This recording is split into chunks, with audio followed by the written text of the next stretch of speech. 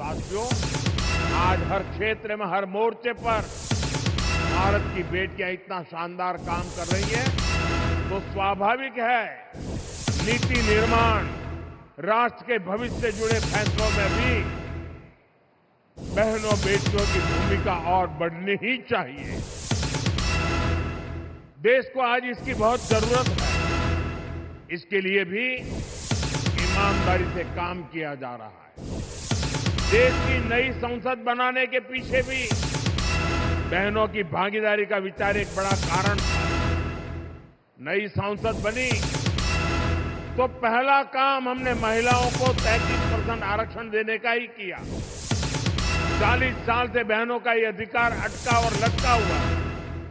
इसलिए हमने साल 2023 में संसद में नारी शक्ति वंदन अधिनियम पारित करवाया। साथियों, कानून बनने के बाद उसे लागू किया जाना जरूरी होता है। अब ये जरूरी है ये कानून जल्द से जल्द लागू हो। इसलिए पिछले दिनों संसद में इसको लेकर चर्चा रखी गई।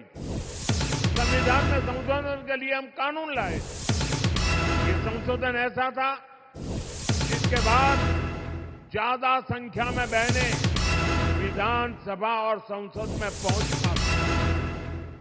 लेकिन साथियों, कांग्रेस, समाजवादी पार्टी, टीएमसी और डीएमके जैसी पार्टियों ने एक बार फिर देश की महिलाओं को धोखा दिया। ऐसे दलों ने 40 साल से महिला आरक्षण पर ब्रेक लगाया हुआ था। अब समाजवादी पार्टी ने फिर से इसे लाल झंडी दिखा दी है।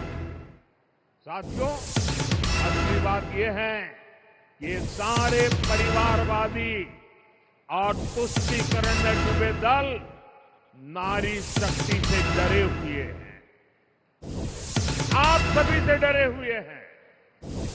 ये परिवारवादी दल देश की उन बेटियों को विधानसभा और संसद नहीं आने देना चाहते। जो कॉलेज कैंपस से लेकर पंचायतों, स्थानीय निकायों तक हर जगह अपने दम पर नेतृत्व दे रही है, ये जानते हैं कि अगर धरातल पर काम करने वाली बेटियां ऊपर आ गई तो इनका नियंत्रण खत्म हो जाएगा। इनकी सत्ता पर सवाल खड़े हो जाएंगे। इसलिए ही जो परिवारवादी दल है, ये संसद में हुए विरोध में सबसे आगे रहे हैं। साथियों, मुझे संतोष है कि देश की बहनें, बेटियां इनकी इस कुटिल मंशा को पहचान गई। आप देख रहे हैं असम, केरलम, पुडुचेरी, बंगाल और तमिलनाडु में बहनों ने रिकॉर्ड मतदान किया है।